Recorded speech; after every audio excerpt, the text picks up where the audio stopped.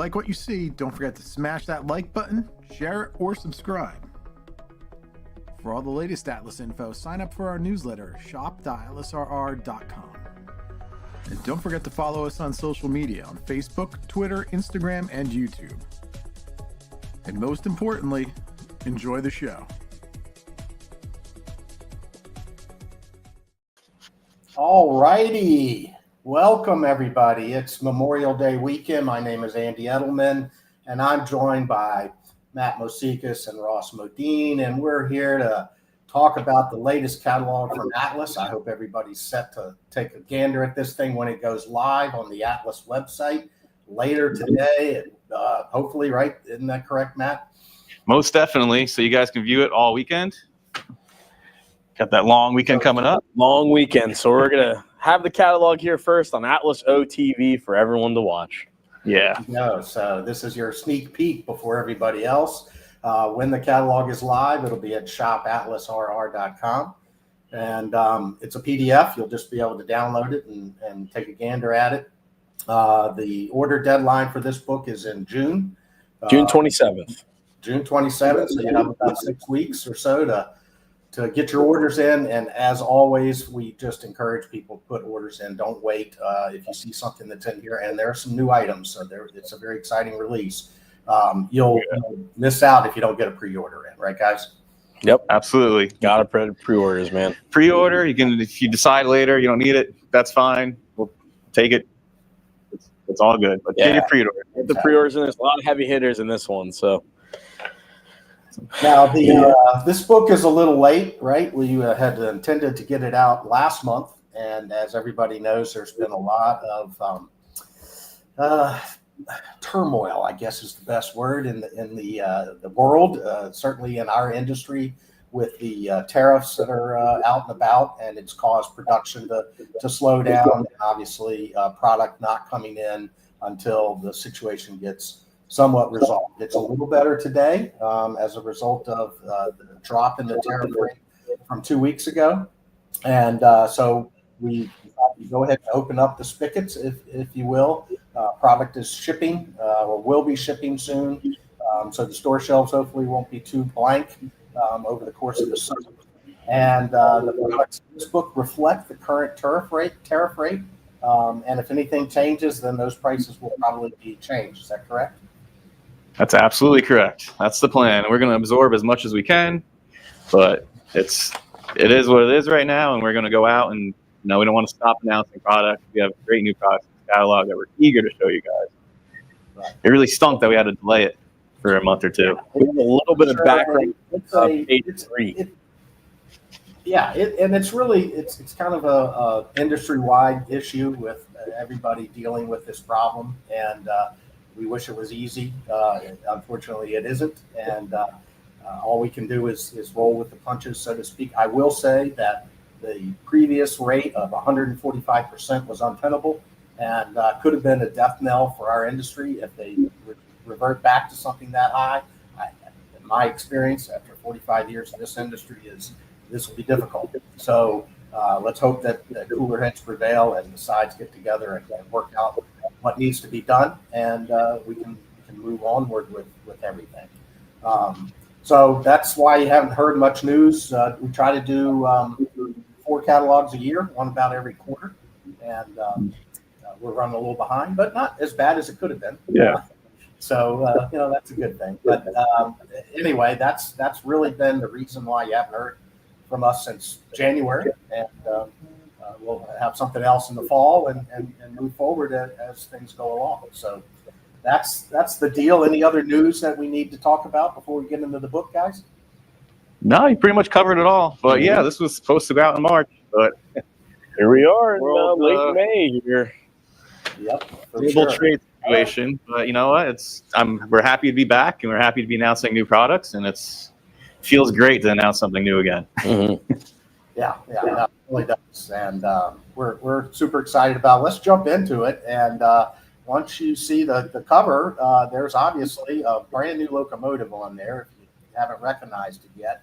That is the ET44 and 3. And there's 6, 7 different paint schemes, guys. Let's jump right into this and walk us through this model. Yeah. And Protosound 3 equipped. Matt will take us off on the ET44 here, but man, this is a huge announcement. It is. And I know the 2 railers are rejoicing because, Atlas, we always do 2 rail well. And ET44, just like everything else, is going to be offered in 3 rail and 2 rail. And It's look good. It's a beautiful looking locomotive. You can see Andy's wonderful rendering right there. The BNSF version with the unique BNSF version. It's actually an ET44 C4.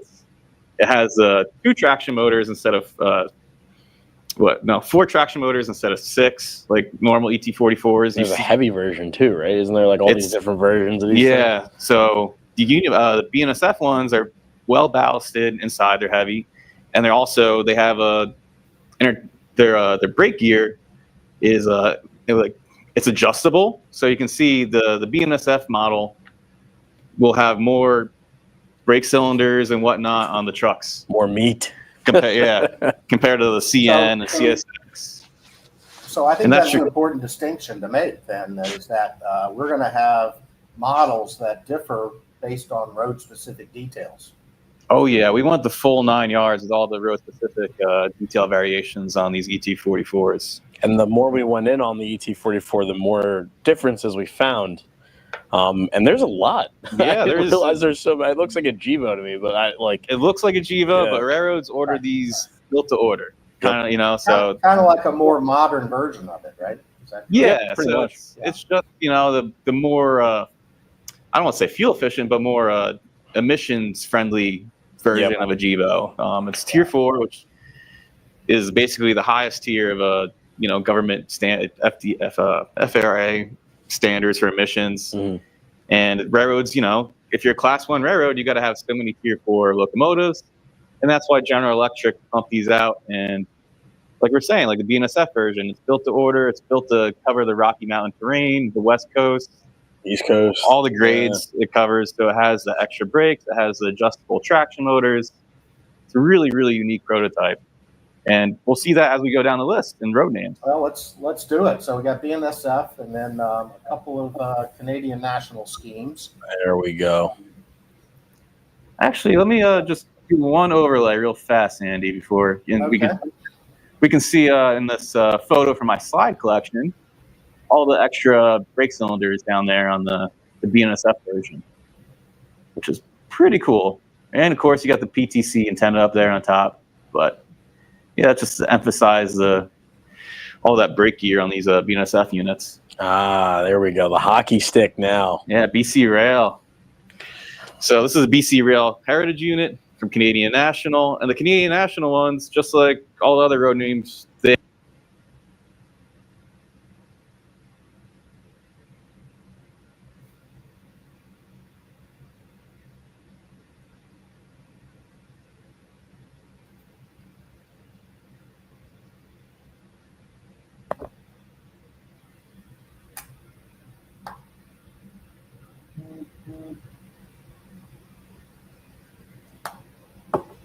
Okay, I've lost audio with you guys. Hold on.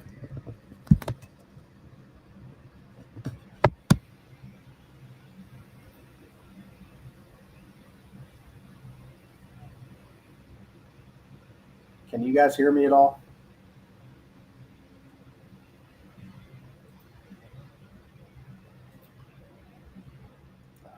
Looks like we've lost Atlas, folks. And I'm guessing that their problem at the moment is their camera has reset. So I'm going to, there we go. They're coming back. All right, guys. So I'm guessing you forgot to turn the timeout off on the camera. I'd be lying if I said I knew it had a feature like that, Andy. Yes, it does. So anyway, we jumped to the next Canadian national scheme. Do you want me to back that up? How much did we miss? Just we're on the first one and the hockey stick version, and now we jumped to this. That's fine. Yeah, like these two CN units, besides the paint scheme, they're identical in build. the variations are all the same for CN. You have the emergency lights above the ditch lights. You have the snow grate walkways, and then you got the Canadian National PTC antennas above the cab. Okay. And yeah, and for this first run of the Atlas Premier ET44, we selected the BC Rail Heritage Unit, and as you see on the screen now, the EJ and E, Elgin, Joliet, and Eastern Heritage Unit. Route of the J. Route of the J. Our Chicagoland people will rejoice. It's quite the cool unit. You know, I got the green meatball and it's all orange. It's nothing not to love there. Now, what do you think is the biggest scheme in this run? I want to say it's the next one, in my opinion. I 100% think it's the next one. I think this is the most flashy one. Yeah, because we cover 3 countries with 1 railroad. True. It's pretty cool. I think we got a lot of requests for like any of these. Yeah. I guess this scheme in particular on like everything, but still coming out there. Yeah. So that CPKC scheme that just flew by, that will be the biggest, I think, seller in this run because, fun fact, Canadian Pacific didn't order Tier 4s until after the CPKC merger. So now some Tier 4s are showing up and they have little CP reporting marks under the cab, but they never made it into a true Canadian Pacific paint scheme. They're only in the CPKC scheme. So you see some, any Kansas City Southern ones that were built for production before the merger are getting painted like this. And then the new order of CP units are getting painted like this too, which is pretty cool. And you can only distinguish the two with the little CP reporting mark underneath the cab, which is one of the the road numbers we selected. Now we can chug along to the CSX version. All right, let's do it. Yeah, some love for the East Coast. Yeah. Lots of love for the East Coast. We actually, I shot these. Do you have an overlay for it? I do. From my beloved town of Manville, New Jersey. Shout out to Manville. Whoa. Anybody in New Jersey kind of recognizes the Port Reading Junction yard here. This is a side shot of a ET44 going by. And you can see all the distinct features, that giant radiator section in the back, which helps improve emissions. And one notable thing about the Atlas ET44 is we have see-through grills by the radiator section. It's really cool. You can see the giant flywheel motor in there in the back. And yeah, it's just like the real one. You can see daylight in these grills. Now, as far as the as Premier engines go, is this really the first like new tooling Atlas O Premier engine? This is from the ground up. From the ground up, the first, it is. Yeah. And this did not come from MTH, right? Did not. All new for Atlas. Amazing. This is something when we acquire the Gevo, the Premier Gevo, you know, it's the same wheelbase and everything as these ET44s, and it's something that we really wanted to target. And you know, there's a couple common parts from the ES44s that we use on these ET44s, but really it's all brand new, and it's going to mimic all these prototype images I'm showing here, like not the chains, but we also just the see-through grills in the back, which is so prominent. And this shot really shows it. You can see all that equipment in there, and the model will reflect that. So it's going to be very, very intricate and cool model. We love the see-through grill feature. And the CSX unit, which let me get the side shot, they have these little, by the cab, little orange lights. Our model will have those orange lights, and they will be functional. Those are called the DPU lights. Yeah. So when the CSX or NS, both CSX and NS use these DPU lights, when the ET44 is placed in the middle of the train, the little orange light is on, meaning nobody's in the cab. It's powered, but it's doing designated pusher service. Wow. Yeah. We went really far in with these. Yeah, this is super exciting. All right, so what else? We've got another East Coast. There you go, Norfolk Southern. Yep. Yeah, the Norfolk Southern. Like I just mentioned with CSX, we'll have the DPU lights, and not just for the Norfolk Southern road name, but all road names will have working ground lights as well. So those little lights by the trucks and by the end stanchions where you enter the cab door in the front, those lights will all work. Big So thinking. yeah, this is probably the most features any Atlas O Master Line and Premier Line locomotive has ever had. That's a lot of Yeah, stuff. It's I a think feature. so. Whoa. And here's another thing to point out is that this image is actually showing one of the two-rail scale models. And you can tell that by those pilots. They're fixed to the body as opposed to having the gap that you saw on the three-rail. And that's because the three-rail requires a sharper curve and the two-rail does not. So the pilots are actually fixed. So they're two separate pilots in the tool mix. And that's one of the differences in how the engines are configured, correct? That is correct. And just like MTH used to offer the Premier two-rail engines with the extra roller pickups, if you wanted to do scale three-rail, these will be offered the same way. So if you're a scale three-railer and you like those fixed pilots, you can just screw in the extra roller pickups in the packaging. I feel that's a lot. It's very prevalent these days. You know, a lot of people are getting the two-rail engines, and actually, well, I guess and they have the wheel sets that are scale couplers, but it still runs on the three-rail track. I can see why. I mean, the fixed pilots, they look really, really sharp. You know, it's less toy-like. It's pretty cool, but it's more of a scale model. Oh my gosh. Yeah. No, but when we go to York and we do, or even Springfield, I hear a lot of O-scalers that are starting to order two-rail models and put on the three-rail pickups, and they prefer that. You get a little more bang for the buck. It just looks better. Absolutely. Yeah, nice and versatile. Okay, last scheme in ET44 for this go-around, UP. ET44 AH, which is basically heavy adhesion, because the Union Pacific really added a lot of extra ballast to their ET44s for more traction.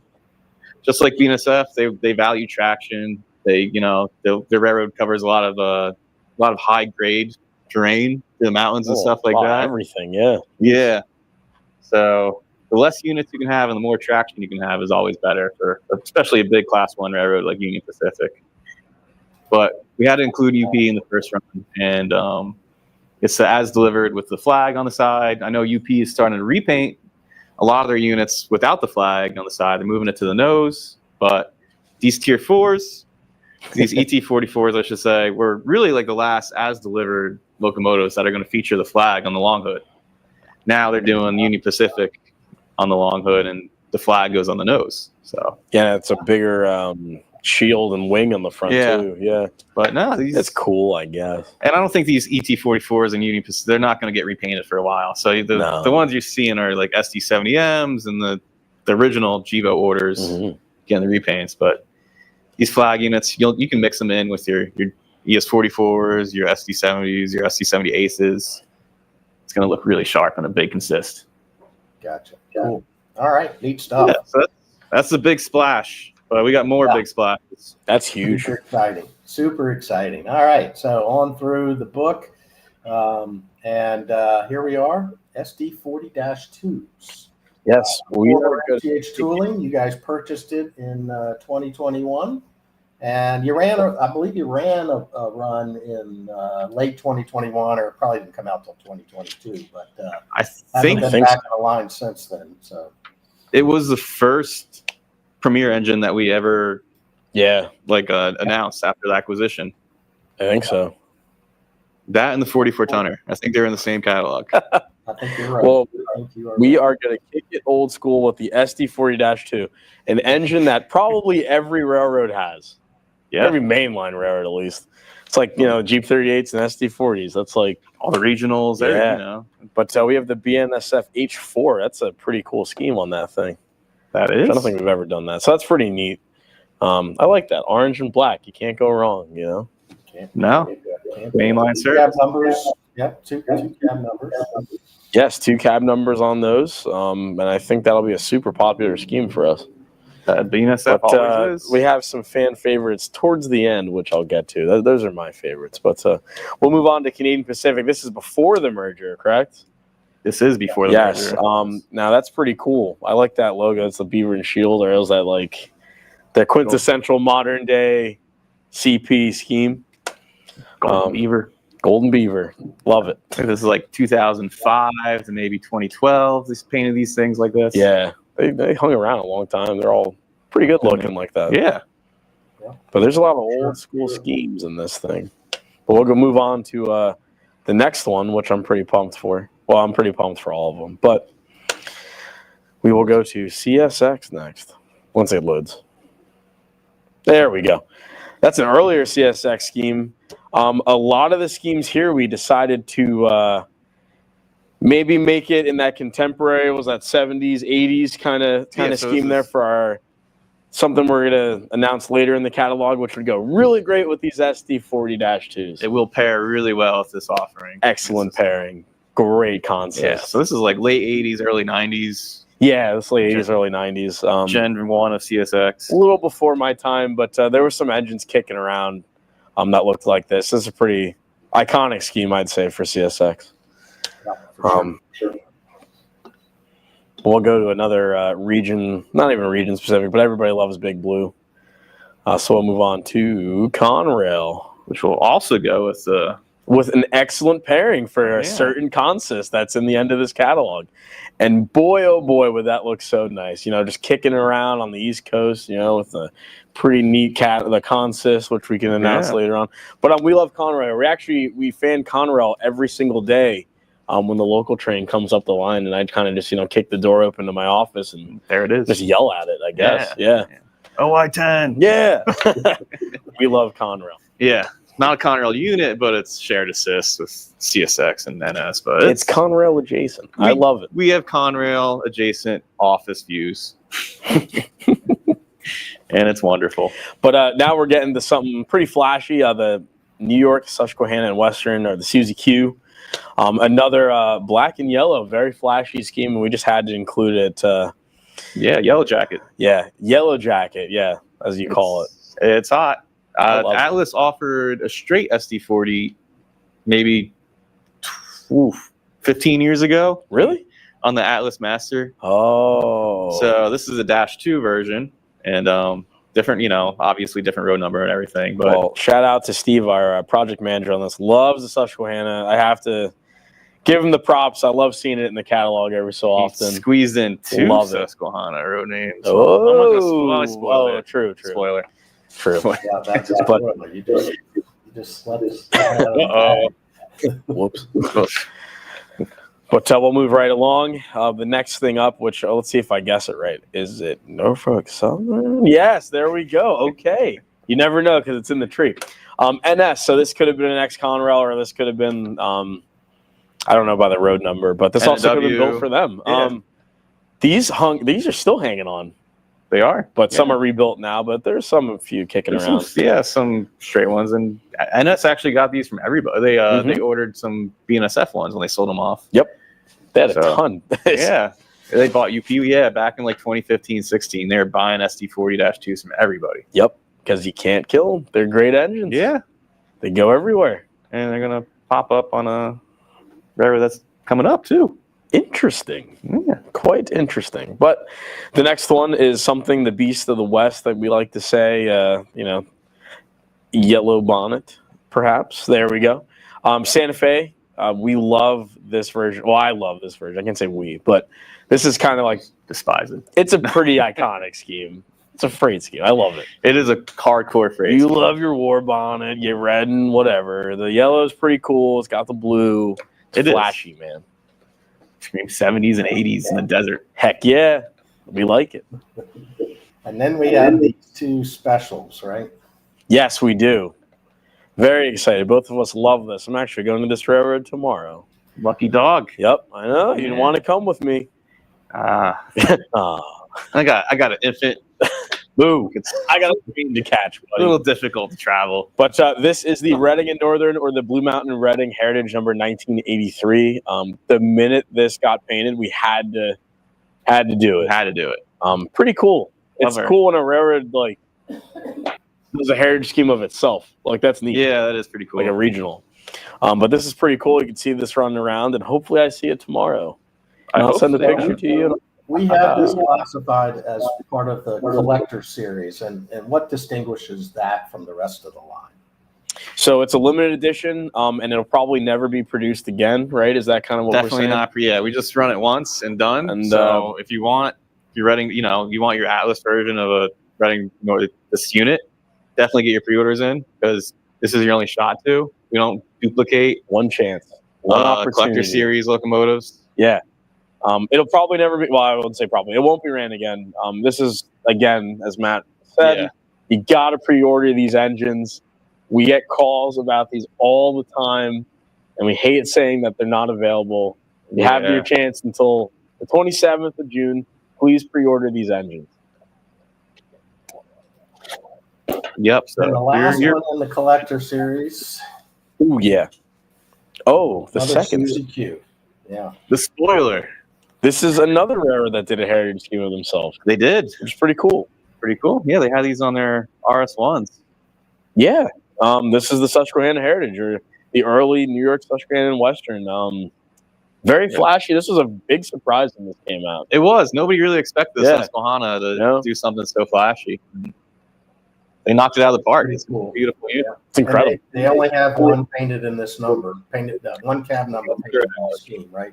Same with the Reading and Blue Mountain, so that's why only one number is being offered for both of these Collector Series engines. Yep. Again, and these are Collector Series paint schemes. You have to pre-order these. We're not going to do them again, as much as it pains me to say that, because both me and Matt love these two schemes so much. Yeah. But please get your pre-orders in. June 27th. Yep, June 27th. All righty. Let's move on then. That's great. So up next, another Premier diesel. And first time in the lineup for Atlas. This came from MTH back in 2021, and I think MTH last ran it in 2016. And I don't believe they did any of these paint schemes in 2016. So. Almost 10 years of no Premier E6 offerings. Yeah, man. Which, we shake the dust off this thing, put it back out there. Put it on the main line. As Andy alluded. In the offerings, there's A's and B's depending on the railroad scheme. In some cases, multiple A's, and in some cases, only one. Right? Yeah, and also how the railroad operated too. Not every railroad believed in B units. They just wanted locomotives with cabs on them. So, Baltimore and Ohio here. This is one where we have A and B unit offerings. B&O is actually the largest buyer of the E6s, so it's always good to include them. That's an iconic East Coast scheme. It is. Yeah. We love that. Yeah, B&O ran through the Reading. They ran through the C&J. So they were everywhere from Chicago to New York City, and whoever's lines they had to cross to get there as well. A lot of run-through service with the B&O. Ton. This is iconic. I love it. Illinois Central, their second largest buyer of the E6s, and they ran theirs into the 80s. They had the Death Star on some of the front of the E6s. Which is wild to me. Yeah. They used them in commuter service all the way up until the 1980s. So, and apparently they were not fans of the B unit, right? They were not. Nope. They actually they later purchased B units with the E7s and E8s, but when the E6s were out, for whatever reason, somebody at the railroad just wanted the cab units. I get it. So, and we have, I believe, two numbers for Illinois Central A units, 401 and 403. So you can do an AA consists on your long Illinois Central passenger train. City of something. Yeah. Milwaukee Road. This is an early scheme, yeah? This is like a really early. This is really early. And Milwaukee Road only ordered 2 E6s, and we're offering both, but not really because they numbered them the same number. They're both number 15. So you can order the same SKU and you're set. Because only much later on, before they were scrapped, Milwaukee Road did 15 number A and 15 number B. But for the majority of their lifespan, it was just number 15 on both A units. Well, in the early days of the diesel, because you can, multiple unit things.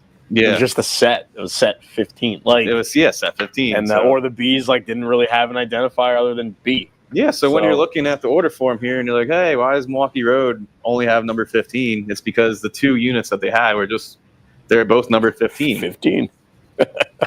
Yeah. And, That's some cool trivia. yep. So really, you can buy both. You can buy 2 units of the same SKU and be prototypically correct. All right, there you go. Let's see. Next up is. Next up's pretty elegant. Yep. Yes. It's one of my favorites. So the city of Los Angeles. There we go, City of Los Angeles, and that's Union Pacific. It's one of the few Union Pacific name trains, actually. Santa Fe is more famous for the name trains. So yeah, City of Los Angeles, which has Streamlined E6s, and it's just gorgeous Americana. Yeah, typical armor yellow, but it's interesting that it has the name of the train on the engine. Yeah, which Union Pacific they rarely did. Yeah, they're like way beyond that. That's kind of a steam era thing. It is, and then the E6s were the pinnacle of the transition era. So you're looking for that streamlined Art Deco kind of styling. This is the ticket. Yeah, it's a beautiful setup for sure. Now, I have to admit a failure on my part, and that is another B unit offering that's in the catalog that unfortunately is not in our presentation this morning, and that is the UP War Bonds B&O. Just in time for Memorial Day. Oh no! So, you want me to wave it in front of the camera on my printout? It's a really pretty one. I think we need to red, white, we might red, white, and blue. Buy war bonds and stamps. This is like such wartime railroading. Like every railroad had something that said that. And this is like late 45, early Korean War. You don't have an overlay, do you? No, it's an overlay. I don't know. Like we could get real unprofessional here, and I could just show the flyer that I have. Yeah, I know that makes Andy. I'll see if I can dork around with something here, and it is by far the prettiest B unit you would ever lay eyes on. Pretty awesome. Yes, it is. It's clearly a lack of professionalism on my part too. Apologies, but it gives you something, folks. Yeah, it gives everybody that's watching today a chance to see something in the catalog that we didn't talk about, and now you're all right. Yeah, let's. They'll be surprised when they open up the catalog PDF. It's pretty awesome. I'm fine with that. Okay, little teaser. Right. We'll move on then. Now these last two are kind of interesting because they are very similar. Norfolk and Western. So you have Go ahead. The predecessor version we're showing first. There's your trivia. This is like the afterwards of the next one. So N&W E6s came from Atlantic Coastline, and Norfolk and Western. These things are old and beat up, or they're on lease at the time from ACL. So they just real small Norfolk and Western, and it's totally not Norfolk and Western paint. Screams ACL, but it's a nice, unique offering for N&W fans. Which is crazy because it's like it wasn't the most common thing for N&W to do. No, like maybe like when a couple mergers happened, but like that wasn't a merger. That's not a merger. They just acquired it and ran it. Yeah. But when you're power store, you got to do what you got to do. Yeah, exactly. It's when we first did the artwork for it, I was like, "You guys screwed up over here." Like, so because it is exactly the same paint scheme, so pretty cool. Yeah, exactly the same. Yep, and then we end up with New York Central. Well, ACL right there. That's the Atlantic Coastline. That was true ACL. And this is another trivia question, because like, when did that happen? This was supposed to happen, but didn't happen. This is actually based on EMD artwork that they were trying to basically persuade New York Central to order E6s. And I guess EMD didn't have that great a salesman at the time because they ended up going with Fairbanks Morse and Alco with Erie builts and PAs instead of the E6. So this paint scheme is an EMD, basically what EMD would have done out of the factory for New York Central if New York Central ordered E6s. And it's made to match the Lakeshore Limited? I believe so. So yeah, this paint scheme, if you have Lakeshore Limited passenger cars, it pairs up perfectly with Lakeshore Limited passenger cars. So that's pretty cool that we took something that is prototypically correct but was never built. And yes, the train. It was on paper by Electric Motor Division, but never actually got made because very interesting. The sale of E6s to New York Central didn't go through. Which is the strangest thing to me because they had E8s, right? They had F7s, they had like everything else. So I think New York Central got a little egg in their face by going to Fairbanks Morse instead. They were not as reliable as EMD, and they flocked to EMD later for E7s, everything, and E8s, and everything else. Yeah, everything. Okay, we've moved over to passenger cars to go with all these E6s, and boy, I'm so excited to talk about passenger cars. Everyone has been talking about these passenger cars, and I'm thankful to be the one to talk about these passenger cars. Oh my gosh, we have so many sets for you guys to look at. We have Atlantic Coastline, a 4-car set. You got the B&O, Canadian National, Illinois Central, Milwaukee Road, and Union Pacific. Now, the craziest thing about these 4-car sets is if you look. I'm waiting for the crazy thing. Okay, brace yourselves, people. Well, let's see. I don't know if I can talk about it yet.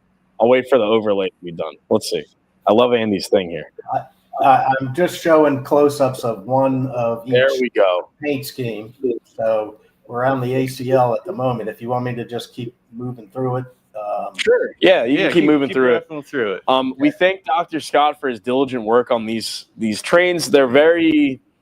They're not, no two are the same, which is very interesting. No, it's very unique. It's the way that these consists did run in the day. They were all different. Like no railroad had like the same amount of sleepers, same amount of coaches, or whatever. But we look at the B&O is pretty cool, pretty flashy.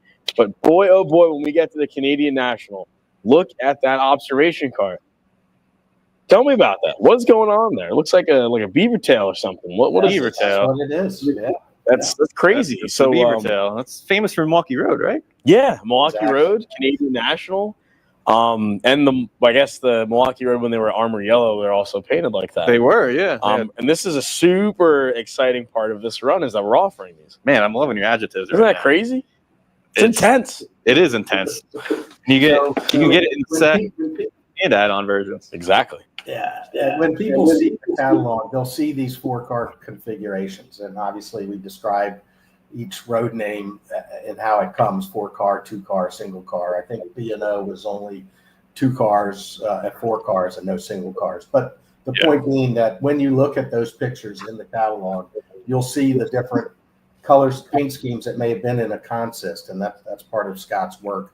And it's one of the unique things that I like about the Atlas lineup compared to some of the others, where the prototype is reflecting the different color scheme, paint schemes of a railroad that may have run in a train. It's one of the cool things that we are able to do here at Atlas, and you'll see that in the book. You don't see it in this presentation. But beautiful centerfold. But that's the craziest part is like these cars some of them were run through. Like they would just end up going to Chicago on the back of another train or being intermixed in. But man, that sky top ops, can't get enough of it. It is very cool. You can look up at all the junk above railroads. All the junk.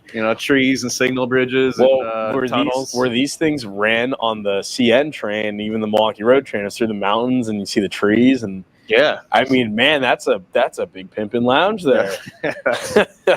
But it is. But you had to be a pretty baller dude back in the day to get a ticket in the Sky. Yeah, I mean, it was on the back of a normal train. It was pretty cool, but there's still one kicking around these days. So if you ever get the privilege to go see it, you can ride in one of these things, and it's just as exciting now as it was back then. Everybody loves the thing. Is it just as expensive? I'm sure it is. Probably. Sure it is. It's too funny. Also, I noticed in these pictures that the figures that are inside this beaver tail car are all undecorated. That's not the way they come. So just so you understand. And it also looks like Atlas has lost their feed again. So I'm ad-libbing at the moment. They're back. Hi. Yeah, for the Milwaukee Road and CN fans out there, this is a sky top. The beaver tail was an earlier one. We know we're going to get in the comments. We keep saying beaver tail because it's cool and it sounds cool. Yeah, it is the sky top. You are It's correct. sky top. I like the word beaver tail. It's kind of a. Is it funnier? I don't know. Well, the beaver tail's the earlier, like slopey one, like the slant nose one. Oh yeah, How yeah. this Those are is the old Milwaukee. This ones. is the yeah. This That's is what the Fox Valley did, yeah. This is like the newer one. Back in that Art Deco style. Scott's waving his fist. I know he's gonna come down here and kill or beat us. They frown on killing in the workplace. So yeah, we do not want that. I would have to do so much paperwork. Yeah, we don't want that. Not today. Kill me tomorrow. Not today. On your time off. Yep, exactly. Forced time off. UP is the last color scheme here. This is another one that's only in 4 and 2 car configurations, I believe. Yeah, this is their City of Los Angeles, right? City of Los Angeles, City of Angels. Now, that's the unique thing is like even these cars say City of Los Angeles, not Union Pacific, not anything else, which is pretty unique. It is. You got little Boulder City, you know. They all have unique names. They're perfect for the E6s, so that's a great match. Yeah, very California. They are perfect for the E6. Yep. All right, so we're on to rolling stock. Yeah. Got some beautiful box cars. PS1 box cars, yep. The PS1, and then this is the unique Atlas offering of the premier PS1 box car because instead of an 8-foot door, which MTH traditionally offered, these have the smaller 6-foot door. Really? Well. Get out of here. Atlas went nuts with these because this catalog's good. We have a resident PS1 expert, Paul Graff, in the house. Oh, true. He loves his PS1. He's good. He's the good. PS1 guy. You have to, man. That's like the box car. When you think of a box car, like, that's that. So you got the Akron, Canton, and Youngstown, and love it. Accurate for a 6-foot door, which and this is a cool, nice yellow offering. And I believe this is the only PS1 with a 6-foot door in O-scale. Lionel got a 7-foot door. But we don't talk about that. I think this car is the only one with a 6-foot door. I think you're. That's pretty cool, man. That's neat. You got ADM, Archer Daniels Midland, which is this is ironically a cheapy grain car. Before hopper service was in between hoppers and stuff like that. If they had to service a small place that couldn't service a hopper, they would just load sacks of grain into this car, and then this would go to like kind of like a general store type distributor in a rural area that couldn't, empty a hopper themselves. Right. So they'd load it up with stacks of grain, and this is how ADM would service smaller customers. It's like the Swiss Army knife of cars, man. Yeah. PS1s did everything. Can you imagine unloading one of those cars? Oh no. No. Or load. No. Both would stink. Sounds awful. Yeah. They would. All right, let's see. What's the next scheme? Green Bay and Western. Green Bay and Western. Oh, I like them. Home of the Packers. Oh, yeah. The meat Packers, that is. Yeah. Yes, I was going to say, not the football Packers. The football team. So, yeah, but we have the Home of Packers Green Bay and Western logo on there. So a very cool car. I believe this was using can service, all sorts of meat byproduct stuff being there. Not insulated though. So now Green Bay and Western. Now, what era is that? This car is actually later. This is a later. Yeah. This is an IPD era rebuild. Wow. So incentive per diem era, where basically the U.S. government gave short lines and regionals money to buy rolling stock, so they wouldn't go bankrupt as fast leasing rolling stock.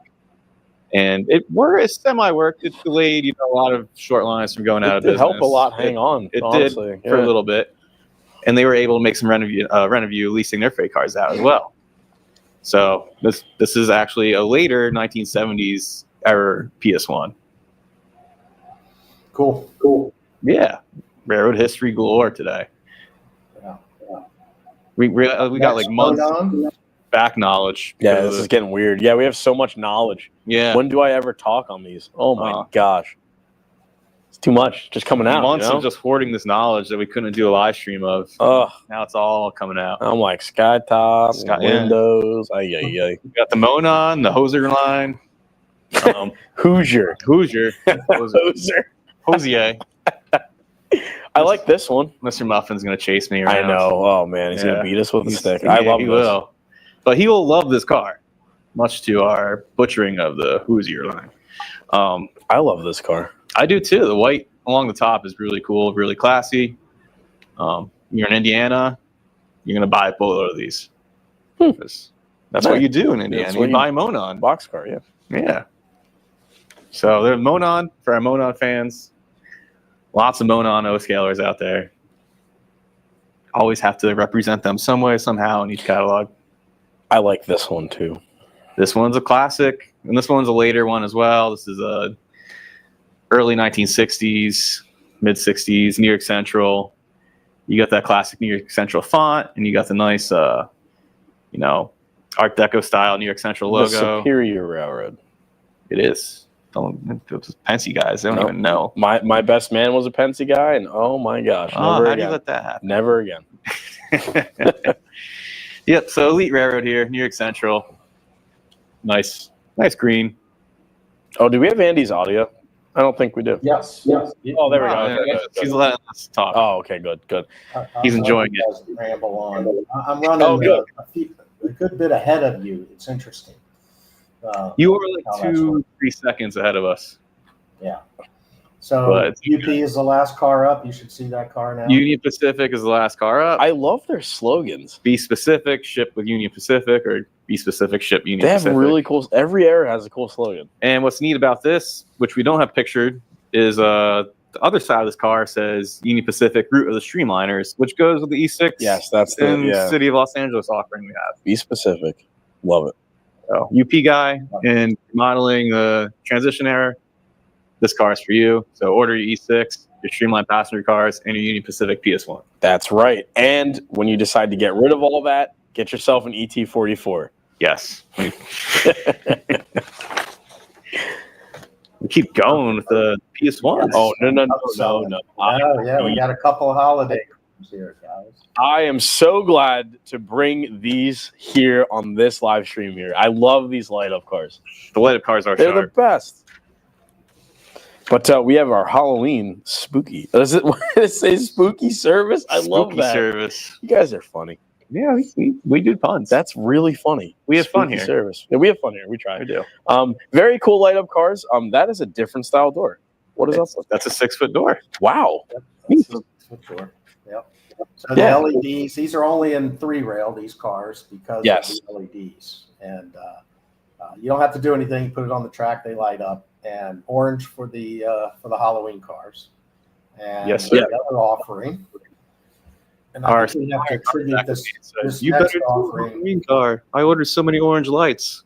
I love Halloween, but Christmas is my favorite holiday. And right off the heels of that Christmas car we did last year, everybody loved that thing, so we decided to do it again. Yeah. And give Rockin' Santa. Andy's artists a lot of props for this really, really cool car. Cool graphics. I might actually like it better than the other one. Yeah. I love the sound wave on the side. I think my team did this car. I don't know who did the other one. You know what? Because the catalog got delayed. So your team did do this car, and they knocked it out of the park.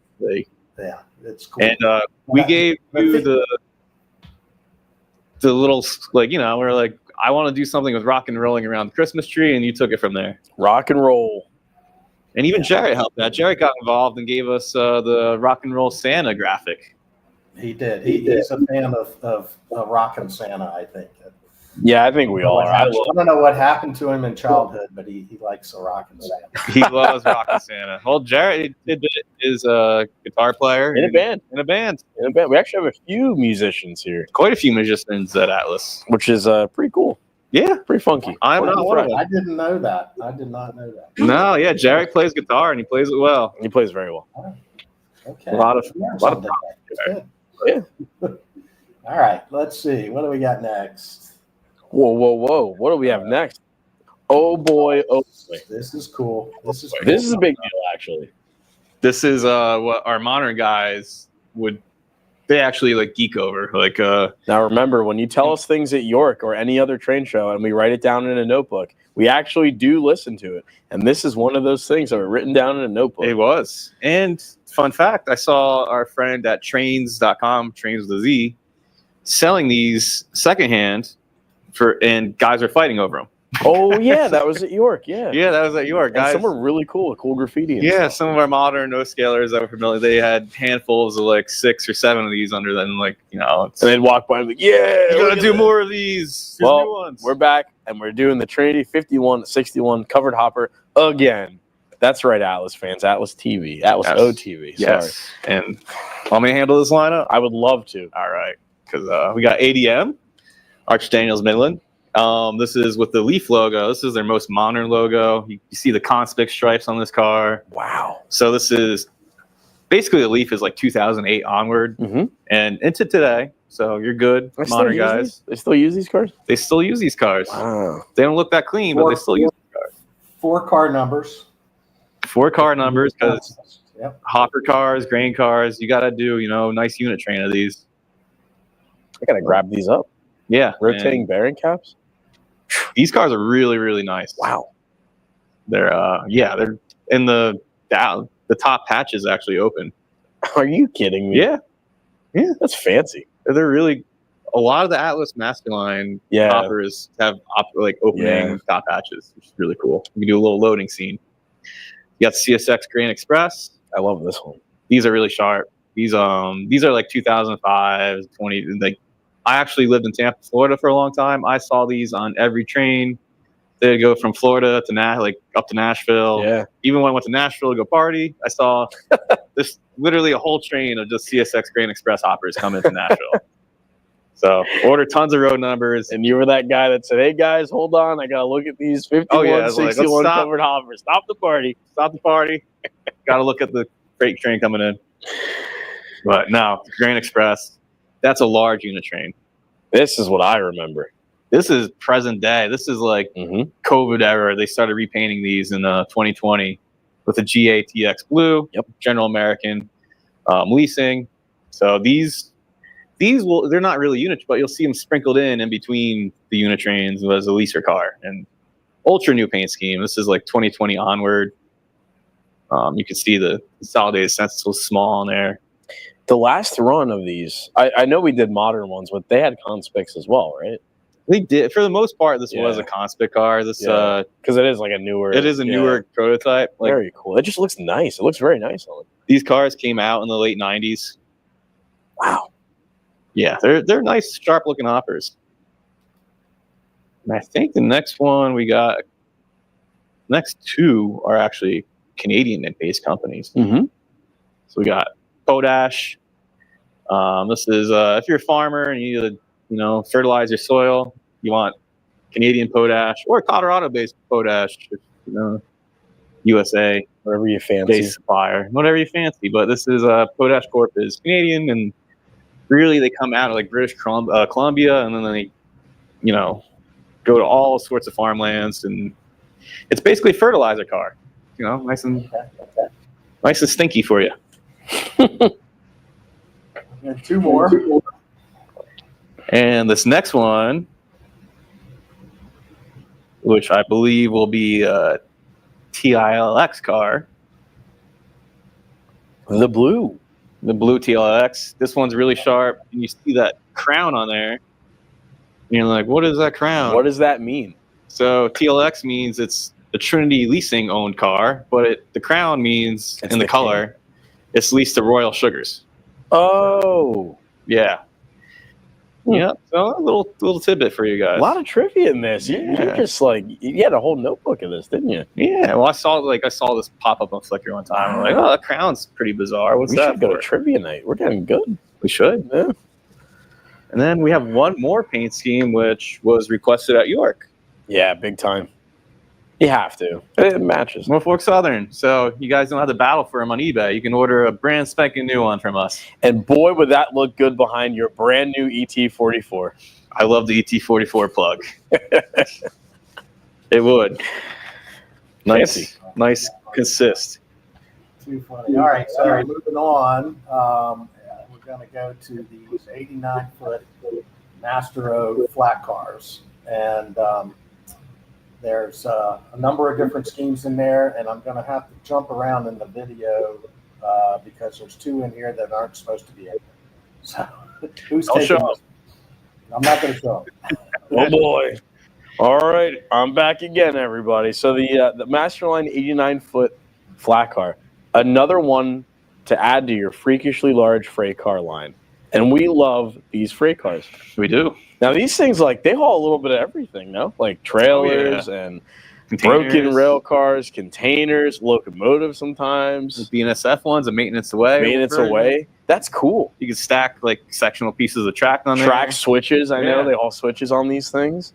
BNSF, which, boy, oh boy, would that also look good behind your ET44. That would. I love the theme we have going on here. Wow. You can buy 4 of them because we do these in 4 numbers as well. I heard these cars get awfully lonely by themselves. You must buy 4 or even 8. It wouldn't look right with that, like, just one. No, it would look pretty weird. No, it would not look right. And let me jump in to show you guys while I play. He's dangling around the one. Whoa. Okay. And, once we get past that one, I don't know why you guys are. Whoop, whoop, whoop. Don't do that. Whoop, whoop, whoop. All right. And here's the next one. Now we can get it. Okay. My mistake has been resolved. I think that is the one that's not in there. Yeah. There it is. Okay. But maybe later. But maybe later. So this is TTX or ITTX. These, again, another just everything hauler, no? Everything hauler. This TTX version in particular is a container road number series. So you see it's all flat decked. Right. So that's so you can put 40-foot and 20-foot containers. You plug them in on there. And they mount on there. They mount on there. Wow. That's pretty cool. Yeah. Swiss Army knife of flat cars, really. It really is. Yeah, it's a little bit of everything on these things. And but 4 road numbers, because that one also gets very lonely. It does. Yeah. But here we go. Here, are we ready for this? Brilliant Forest Junction. Brilliant? Is that what it is? Brilliant, yeah. Oh, there we go. Okay. So this has the weird hitches on it for trailers. So that's pretty cool. Now, this fold down, or is that like a fixed thing we got there? I don't really... It's a fixed thing, but I believe... I don't think we can include the folded down version. No. I think it's just folded up, yeah. But, man, that's insane. I'm pretty sure that, like, trailers or something would look really good on that. That's especially like 45, 48-foot trailers. Do you happen to know a New Jersey, O-scale company that makes trailers? Yeah. Wow. Maybe we'll talk about that. I don't know. But these also get incredibly lonely by themselves. They do. Because you never see a just, 89-foot trailer by itself. No. Trailers. It's usually a whole, intermodal train of some sorts. Yeah. We'll move right along. So Main Central had these as well. These are pretty cool. I actually never before this whole catalog came out, I didn't realize Main Central had these types of cars. They did. And we did Main Central and N scale and HO scale before, but we never did an O scale. So here you go. Yeah, New England guys, rejoice. Yes. All right. So we're gonna skip the next picture. Sad. That Nobody wants that one, anyhow. Well, maybe they don't. Maybe they did. But this is the big finish for the 89-foot flat car. Oh man, I wanted that one. Get it out of here. Well, here's the big finish: trailer train. But you got to have this. And then the trailer train obviously has the. This is the hitches version. Trailer. And this is a late 70s, early 80s. Mm-hmm. Up until the 90s, really, they use this logo. Yeah, I like it. Yeah, it's cool. Another Masterline car. Now these are also. This is 3-rail and 2-rail. It is. So I'd love to see the 2-rail version of this with a fixed coupler box. No less. You need really wide radius. But boy, it does look good, man. All right, next up, a bunch of Trainman flat cars, and these are 3 different types. Well, really 2 different types. The flat cars, which we have dealers that absolutely love these, especially the guys that make custom loads and whatnot. They're always clamoring, hey, I need more of these. It's funny that this is in the Trainman line because these are really are really nice. It's like separately applied ladders and it's a really good looking car. Yeah, it rivals, some of our other lines. Well, the Trainman line's great because it's the same scaling, right? It's just not road specific. Yeah, it's true to scale. And we're not one, 027U in any way. And it's more budget friendly, and it fits right in with everything else. Yeah, but without further ado, we have Ashley Drew and Northern. I love this one. Nice little, southeast car for you. Are they a Southeast Railroad? I didn't know. Nah, Mississippi. Don't take us to trivia night for anything on the Ashley Drew. I just wanted to say the South, but then I threw the East in there. I don't know. I just like it. The Southern road name for you folks. Sure. And then we have a Northern road name, Procore. That's Canadian. Canadian company. Blue. Yeah, blue.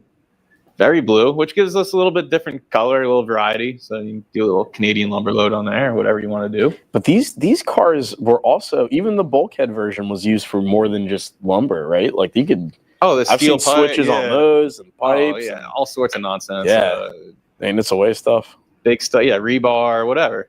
All sorts of things get loaded on these. Look at that TTX. Look at that with the Forward Thinking logo, and then you guys are going to say, "Hey, that's not a new paint scheme. You just did Forward Thinking last time." No, this is actually a different series. So the TTX logo is in a different spot than the previous offering, and it's. Wait a minute, wait. So you're telling me? I'm telling you, I can get that car and run them with my old cars. Yes, your old Forward Thinking. You guys are the true professionals here. That I love that. That's wow. Conspics are in a different spot. It's a different series, so you're all set. It is a new paint scheme, in fact. The wallet is not safe. No. Little differences. That's what model railroading is all about. Little differences. That's right. Yeah. And we yell about it. Some people come in your basement and you're like, "Hey, check out this flat car." You're like, that. That's not the same. That's not the same. Yeah. And then also not the same, the TTPX, which is, we did the TTX speed lettering logo that you see there, the black and white TTX logo, but we didn't do it with Conspics before. So this is a more modernized version of that speed logo, which will take you from 2005 to present day. Wow. Before it was just 98 to 2005. All about the little details on these cars. On the Trainman line. On the Trainman line, no less. Crazy. We're crazy. Here we go. Union Pacific. These are new road numbers. We did UP before, but Union Pacific is such a big Class 1 railroad. These are well gone, well sold out. So we like to give our UP guys another chance to order some more road numbers and add to their fleets as well. And then we've got short Bulkhead. The shorties. Black cars. Yeah. Now, what's up with that? Why are they short? These were really built for I-beams and stuff like that. So a tall bulkhead would do lumber loads. The short bulkheads, really heavy. When you look at prototype pictures of these cars, they have I-beams, metal pipes, just heavy loads where you can't, the capacity of the car. Right. It's already so heavy, you don't need to go as tall with the bulkheads. I always felt like this was kind of more of a West Coast. I feel like a lot of these were in the West Coast. I don't know why. Weird. Maybe pipes and stuff? Maybe, more specialized foundries out there for that kind of stuff. We'll get a fact check. Yeah, we'll look it up. But yeah, we got Cotton Belt. And then I believe the next one, Cotton Belt will be popular. Well, SP guys mix it in. Any West Coaster really needs Cotton Belt. Mm-hmm. Yeah, there we go. And then TTX, which we can, anybody countrywide can get this one. And yeah, these shorties just look cool because they're so unique. They're very unique. Stand out. Yeah. But boy, then, the next 8-foot flat car. Right? And then the flat car version of this model. We have been. So it's the same flat car, but it's the same flat car, different mold variations for it. Mm-hmm. But it's back. Oh my gosh, it's back. The flat car. Department of Defense flat car. Got ahead of yourself. Oh, sorry. No. Well, you know what? It's fine. Yeah. But TTX. Great. Yeah. This one you can even use on your Department of. I've seen Humvees on trailer train cars and stuff like that. And you can load anything on top of this flat car. Tractors, combines, tanks. Yeah, anything. Anyway, TTX, very cool. But the next one is even more cool. Department of Defense. Department of Defense. We have been asked so many times about these cars. I know why. We go to train shows. We see the custom load guys. You know, they do the chain down loads on these cars and everything like that. And it is a full scale model. So it's not like a shorty flat car. It's a legit length, and it looks really good with scaled tanks and armor on top. Now the crazy thing about these is like that has the same trucks as like their not Premier, the Master line. Yeah, they do. Rotating bearing caps. Rotating bearing caps. The really cool coupling system too. Yeah, and they're gonna look really cool with whatever loads you put on them. It's good stuff. Now there's only 2 numbers of that one. Yeah. Well, Trainman, we went a little bit less than the Master line. All right, so something to pair up with those 89-foot flat cars we talked about earlier. That's right. I'm back, baby. So this is the 45-foot Pines trailer. Man, that would look so good on your 89-foot flat car. It would. What? With error-specific trailers, Holy. no less. Yeah. Got a mix, actually. So now we did the Pines. It was N and HO, and now O has the Pines trailer. Trailers. Again, we should say. But this is cool. So Electric Avenue or Montgomery Ward. I love this one. It's just like really cool looking. Who's the artist for Electric Avenue? I don't know. Whoever Andy. It was, good. Trivia time. I can't. All right. But anyhow, that was Montgomery Ward, Electric Avenue. Really pronounced, appliance company back in the day, in the 80s. It's a National Piggyback Service. A little more plain Jane. Looking pretty cool, though. Yeah. I like it.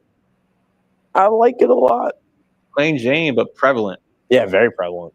It is the National Piggyback Service. Really cool logo on it. Don't you know? Yeah. It is a cool. What is that logo? Truck? It's literally an 89-foot flat with 2 trailers on top. See, that's like right to the point, man. I love that. Yeah. But what is this? GLKX X Redon? Which I asked the project manager, what are the reporting mark means? And he said, I don't know, but it's a cool patch out. So I feel that. Yeah. I scolded him, but then I accepted it because it does look cool. Yeah. When you see these trailers, I like a lot of them look like that, or especially even the new ones. Today's modern trailer train, like you see intermodal going by, and a lot of it is patched out trailers. But you know what the project manager would say is, man, you really need a cool tractor to pull that. So the LT 9000. He would talk about the LT 9000. But we're not here to talk about trucks. We're talking about flats, and we're talking about trailers. So the Nishanik Trailer Company is actually a pretty cool food, but it's not even real. It's not even real, but it looks cool. It looks cool, and it's kind of it's historical fiction. Little callback to where we live, but these N&W ones, there's plenty of slides and photos of these coming up this way. Tons, yeah. And it's just nice, got a little black banner on the bottom, red N&W, sharp, slick. Now we're gonna go to the Golden Pig, another railroad one. Golden Pig Service. Golden Pig, piggyback. Yeah, that's a classic logo for them back in the day. It looks, like it could be a barbecue stand. Are you getting hungry for lunch right now? Yeah. Short ribs. Oh, man. Yeah, you're right. But SP, Golden Pig Service. Working doors, bars, latches, and adjustable hitch pin, and I love it.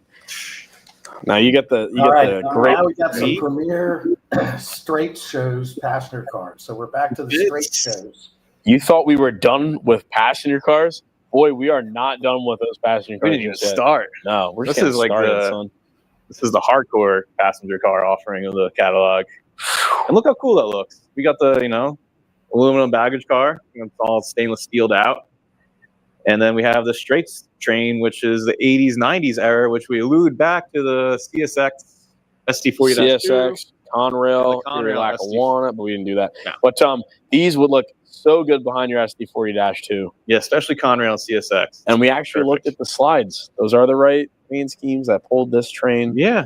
This is a little more modern. We did the heavyweights a little bit ago. Now we're doing these. Yeah. And what's really, really, really cool about these cars is if you look at the red banner on the top, it has basically city names where the Strates Carnival would stop and perform. So we have Hamburg, New York, Anderson, North Carolina, South Carolina, Raleigh, North Carolina, Syracuse, New York, there's tons of name cars. And if you,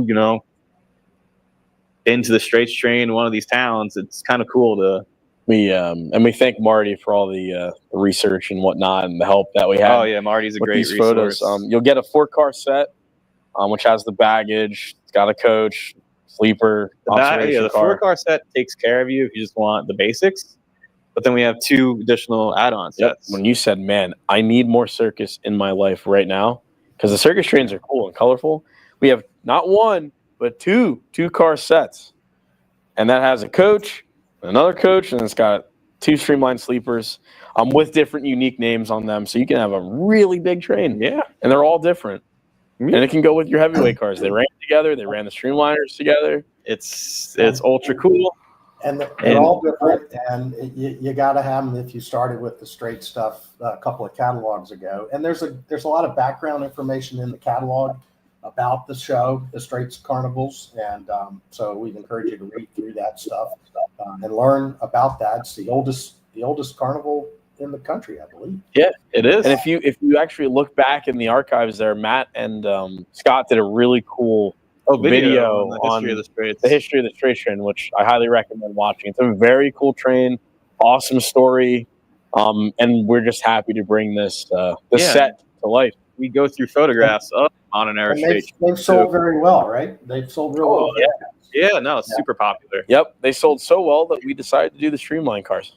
Yeah, and being a younger guy, these are like me. And some more straight stuff. Now Matt can step aside because I'm going to talk about the flat cars. The flat cars is really. This is the meat of the train, actually. Right, because they had more flat cars than they did the meat and potatoes. Cars. You got the 89-foot circus flat car with circus trailer. That's cool, ultra cool, and each trailer is kind of decorated up a little bit differently, so it's not monotonous. Yeah, the Strates train, like there's so many different schemes and what they did, and it's very cool that you get to do all these different things in one train, or you can have a different train of everything that's the same. But we're just happy to do different things on the 89-foot flat. I mean, look at these things; they're really, really cool. Each trailer is eye-catching. Yeah, it's incredible. 4 different flats, a total of 8 different trailers, I believe. Yeah, that works out. Yeah, 8 different trailers, 4 flats, looking real good on the back of your train. It would look awesome, and I can imagine this on a modular club or something. You got a lot of space to run. This would look awesome. We're happy to do like this kind of load on these cars because you usually see it on a shorty, right? Yeah. I think we did shorties before in the earlier era, but this is the true modern day circus train. Has these big flat cars. Yeah. And then wouldn't it be crazy if you didn't have the hitches on it and you put something else on it? Maybe. Who knows? Yeah. Well, Strates also did other stuff, buses and other carnival equipment. Yep, and trucks and all that stuff. Yeah, they had more than just trailers, but yeah, you can do it up. But that is the Strates offerings we have for this catalog. Now, to close out the catalog, Matt is going to talk about some really cool offerings for the Golden Spike Club. Yes, and I'll be disappointed if you guys don't order these like crazy because I want one. I want one too. I want both of these. And yeah, I'm not even my interest in no scale is all short line stuff, and these are 2 Class 1 offerings. And you did the art on these, no? I did. And these are really cool. I told pretty proud of you. I did the art for the Trinity, and then I worked with Andy, and it was like we collaborated and made a flag dome car. But we're not going to talk about that yet. We're going to talk about the Norfolk Southern Trinity 5161 hopper, which is a alternate history paint scheme here. What is that? That looks familiar. It looks super familiar. It's based off of the Norfolk Southern Veterans Unit SD40-2. You are cheeky. Yes. Wow. So this is kind of like a what if they did a hopper to go along with the Veterans Unit. I don't know what I like. I think it looks pretty cool on that thing. I think, it looks awesome. Wow. It looks very plausible. We got the horse head logo for NS. We got honoring our veterans. Everything it has. The star. Red, white, and yeah. Rock, flag, and eagle. What's not to love? I love it all. Yeah. So, and really, NS has a really, really good corporate history of hiring veterans. I believe it's like 60% of their staff are veterans. Mm-hmm. It's a large number. So it's just a little, tribute to NS and their a great nod, especially. It's cool, it's Memorial Day. Yeah, it's a little commitment to veterans, and I like it. Perfect weekend to release it too on Memorial Day. So, you got a cool theme going. So you get sprinkle this in your unit train, and that look good. Yeah, the best thing about these Golden Spike Club offerings is it's around $30 to join the club, but with you get a 25% discount on the cars, so you pretty much make your money back even if you just order one car. So, and then we have that would look so good behind an ET44. It would. Whew. You know what else would look good? Whoa! Behind ET44. What's going on with this thing? That's cool. So this is a Union Pacific dome car, full dome. It's a fictional car. They don't have these in their executive train, but they have baggage cars that look like that. And that's cool. It's based off their baggage car. Yeah, I like the dome. That's neat. It is cool. So it's got all the the Union Pacific heritage / executive fleet markings on it. It says Building America and the shield, and it's a really well done car. Proud heritage, powerful future. That's just like the baggage car. Yeah. And we got the Building America logo there, and the kind of like the baggage car, the flag banner going over the center of this dome car, and this is a 3-rail only offering. It is, because how the other car had 3 and 2 rail. Now you were saying before, so how do I join and I get this wonderful offerings? Is that Miss Patricia? You can call it extension 7122. 7122, our phone number, or you can email her an inquiry, or you can even go onto our website and purchase a digital membership. Now these are have access to order these cars. This is another limited, very limited. I highly doubt we'll do these again. The collector series. Like you said, you gotta be a Golden Spike Club member to order these 2 cars. And if you're not, you can't. But like I said, you get 25% off all Golden Spike Club offerings. We do 4 catalogs a year. Each catalog has at least 2 pieces of rolling stock. So you're bound to come across something you'll like, and you get a discount on it. And then if you decide you don't like it later, these cars sell for a lot of money on the secondary market, so you'll do well that way too. And the difference, from before, it used to be kind of like a coal car, maybe a box car. We're getting a little froggy here with our offerings. Yeah, we're spicing it up, and these are pretty spicy and pretty awesome. Yeah, so I think if you're a modern the order deadline is the same for these, even though it's the club, right? Because you could join the club anytime you wanted, but if you want to get these cars, you need to get it in by the order deadline. Yes, you can join the club at any point in the year for that calendar year. But this order deadline for these 2 cars is June 27th, just like everything else in this catalog. It is imperative to get your order in to make sure that we can get the correct amount of cars made. Yes. Because once these are made, if they're made, they're done, and that's the end of that. You can't join in August and say, I want, the Q2 Golden Spike Club cars. And that's consumer only, right? That is only. It is consumer only. It's kind of our gift to our fans that we want to do some cool stuff. Yeah. Not available at your retail shop, unless it's like secondhand or something like that. But that'd be a rare opportunity. Very rare occurrence. That's awesome. All right, so the rest of the catalog's got track and some structures. Anything we need to talk about with that stuff, guys? Yeah, 21st century nickel silver track, indoor, outdoor. It's the best thing you can put on your layout, indoor or outdoor. And we're fully loaded, right? Yeah, well, we were, but now we're going to have more track coming in probably later in the summer, if not the fall. We have our turntable in the back there. We have our signals. We have our signal system. We might have some really cool news with signals maybe later on. Yeah, definitely. Which we're pretty excited to talk about. We have the bridges, the oil derrick, we have the water tower, the ice house. Whatever you need to make your dreams of a perfect layout a reality, come by. Thank you for watching Atlas TV on Memorial Day weekend. Yes, sir. But the last thing in closing, again, this catalog, June 27th, 2025. Make sure you get your pre-orders in. There's a lot of limited stuff in here, a lot of cool stuff in here, and we really want to make sure everyone gets their trains, right? Yeah, especially their ET44s. Especially their ET44s and their 89-foot flat cars with 45-foot trailers. Yes. Can you say that like 6 times fast? Probably not. So please get those orders in June 27th. Don't miss out. I saw a note from Paul that they're still planning on trying to get that book published by the end of the day. If not, it'll be next week on the website. So just keep checking back, and unless you guys have heard something different. But I saw that comment come up. in the stream. And I didn't see any, I don't know if you guys noticed any specific questions that we need to address. Paul's been answering some. Oh, we could barely read the comments. I couldn't see. If there's anything that but they are feverishly putting those item numbers in today to get it. Everybody can read over the weekend, but at least they can reference this video over the weekend. And I've already gotten messages overnight today about all the cool trains in this catalog, especially the ET44s. Yeah. And the Strates train. So there's a lot of cool stuff in here. Yeah. And it's a neat book. It is a good book. You see any cool questions there, Matt? No, but I was going to say Montgomery Ward, Electric Avenue, Eddie Grant. Eddie Grant. Yeah, I was thinking that. There we go. Okay. Yeah. I didn't know that. No. Put it in the old trivia bank. Oh. When you get your Montgomery Ward 45-foot trailer, you can blast some Eddie Grant, Electric Avenue. Oh, I will. Yeah. Oh, yeah. It's a good tune. I'm going to do it when we're off this right now, actually. We should. But again, other than that, thanks for watching. Make sure to get those pre-orders in by June 27th for the Atlas O Premier Catalog Spring 2025.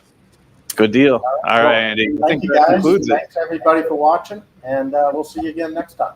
Thanks, Andy. Thanks, everybody. Thank you. Bye-bye.